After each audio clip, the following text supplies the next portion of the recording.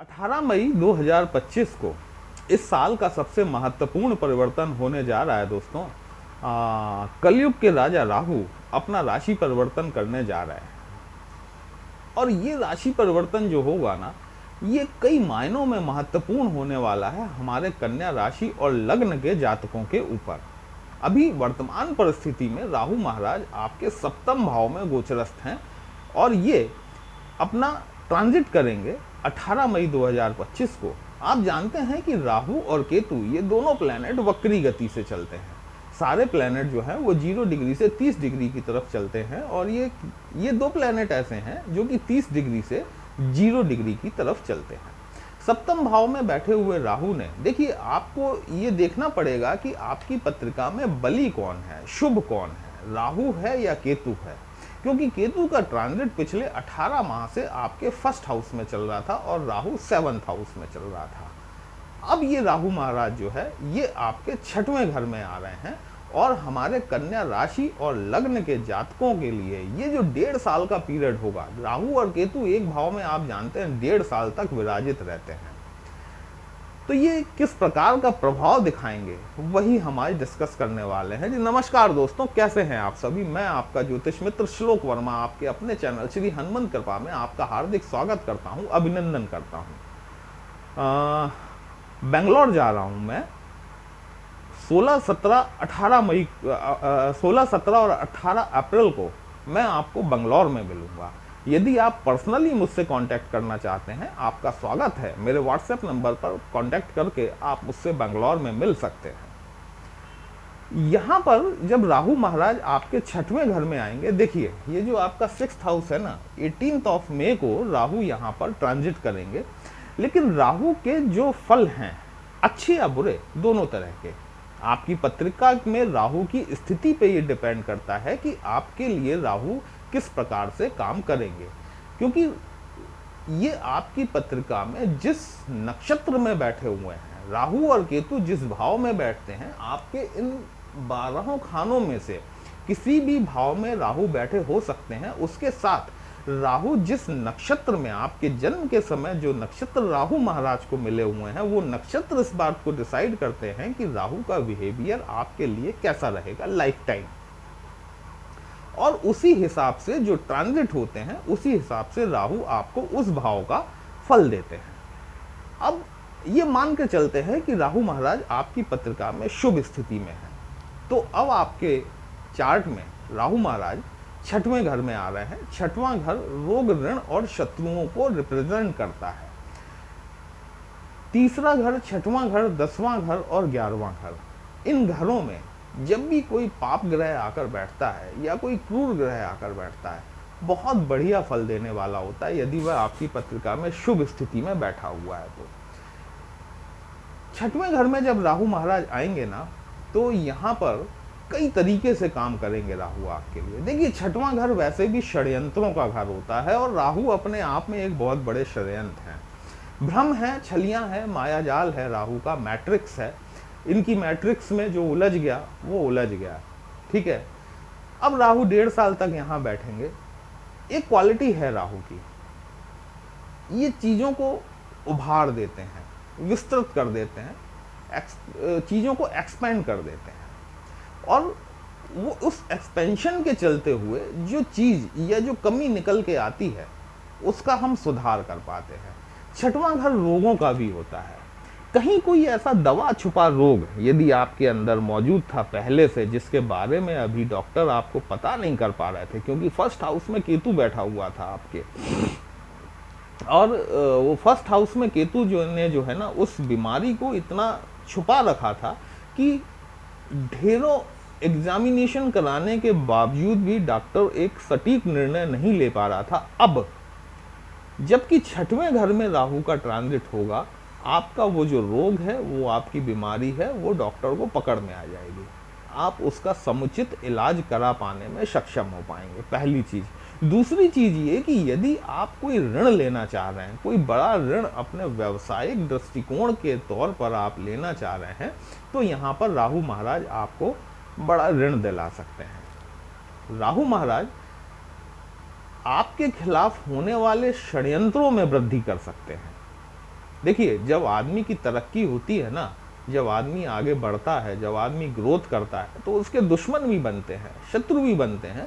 और छठवां भाव जो है वो दबे छुपे शत्रुओं को रिप्रेजेंट करता है। इन 18 माह के पीरियड के दौरान जबकि राहु महाराज आपके छठवें भाव में बैठेंगे, आपको कई ऐसे शत्रुओं के बारे में जानकारी होगी जिन्हें कि आप अभी तक अपना मित्र या भाई या बहन या दोस्त मानकर चल रहे थे। आप ये मान के चलते थे कि ये तो मेरा बहुत क्लोज है, ये मुझे कैसे दगा दे सकता है।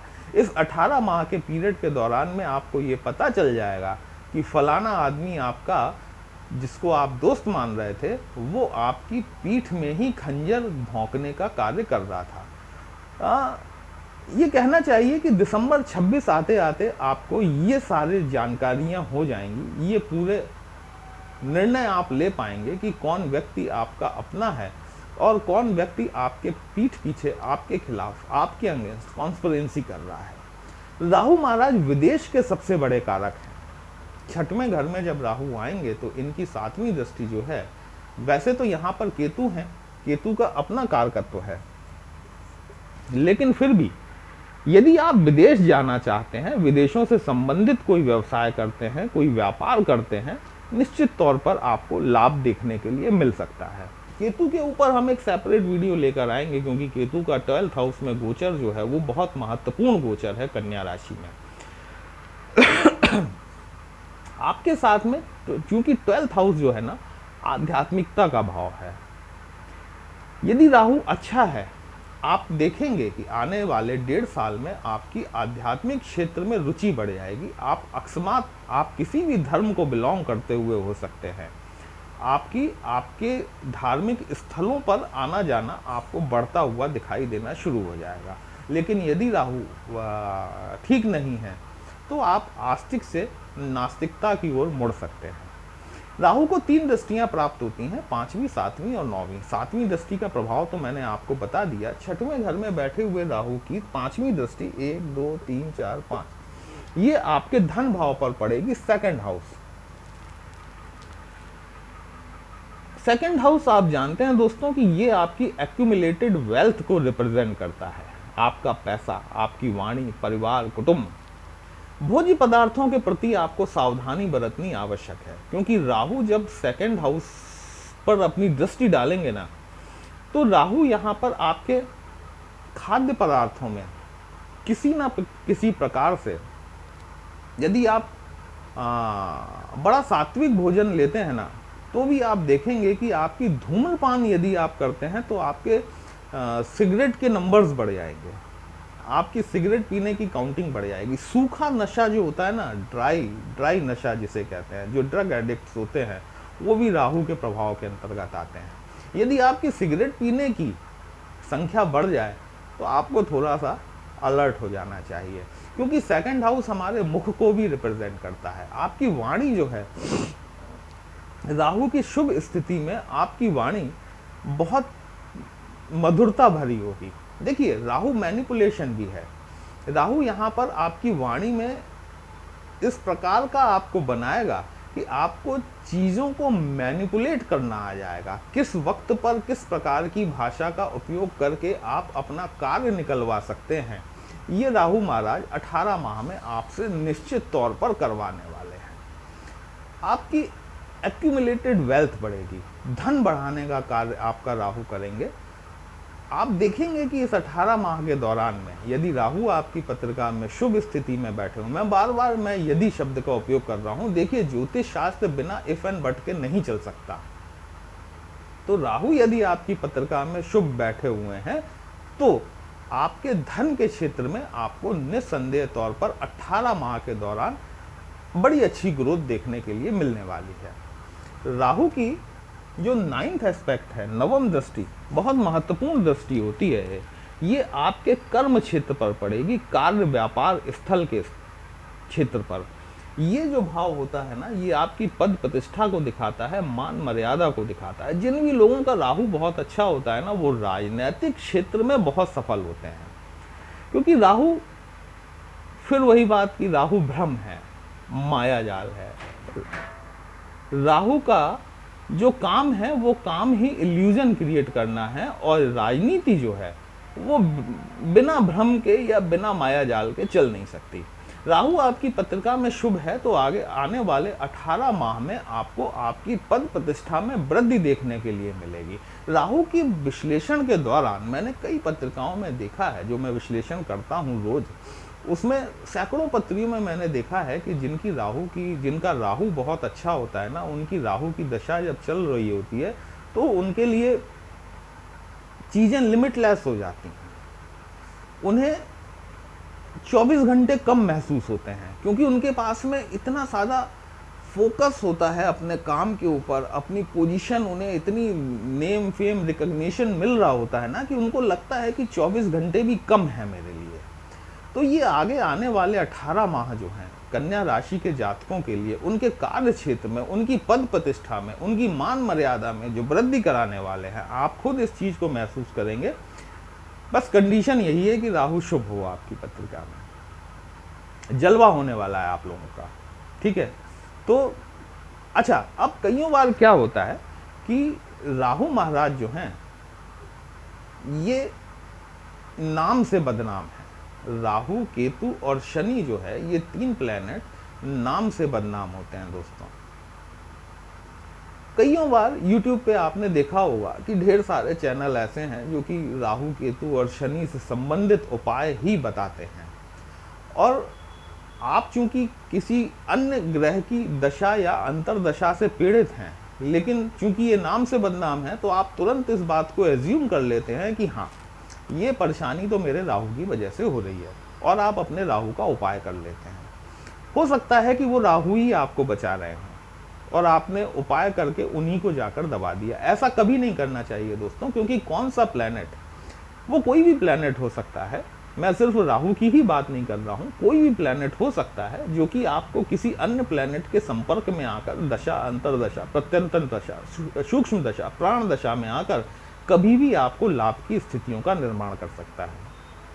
तो अपने प्लैनेट को कभी उपाय करके दबाना नहीं चाहिए, उसे बहाना नहीं चाहिए, ठीक है। लोग बाग जल प्रवाह कर देते हैं, दबा देते हैं, 1 साल के लिए प्लैनेट वो आपका खत्म हो जाता है ना। तो इस बात को ध्यान रखिए।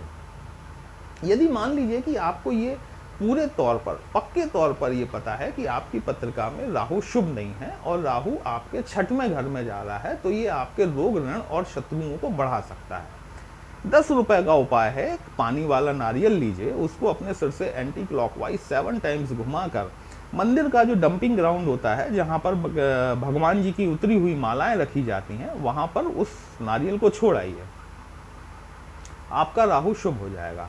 दूसरा उपाय ये है, जो कि आयुर्वेदिक औषधि है, राहु के लिए राहु के मंत्रों का जाप, ओम भ्राम भ्रीम भ्रौम सह रावे नमः, इस मंत्र का जाप शनिवार के दिन से सायकालीन समय में, संध्या समय में, सूर्य डूबने के पश्चात। देखिए, शनि, राहु, केतु, इनसे संबंधित जो भी मंत्र जाप होते हैं ना, वो सूर्य डूबने के पश्चात किए जाते हैं।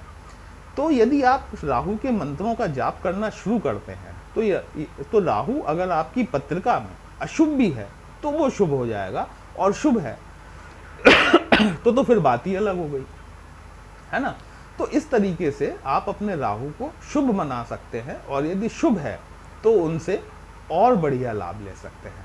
दोस्तों, विश्लेषण आपको कैसा लगा? यदि कहीं भी अच्छा लगा हो, अपने इस चैनल को लाइक, शेयर और सब्सक्राइब जरूर कर लीजिएगा। यदि हमसे पत्रिका का विश्लेषण कराना चाहते हैं, हमारा व्हाट्सएप नंबर थंबनेल में दिया गया है। पर्सनल कंसल्टेशन पेड होता है, एक छोटी सी फीस आपको पे करनी होती है। आपकी समस्या का उचित समाधान हमारे द्वारा करने का प्रयास जरूर किया जाता है। चलिए फिर मिलते हैं, तब तक के लिए जय श्री राम।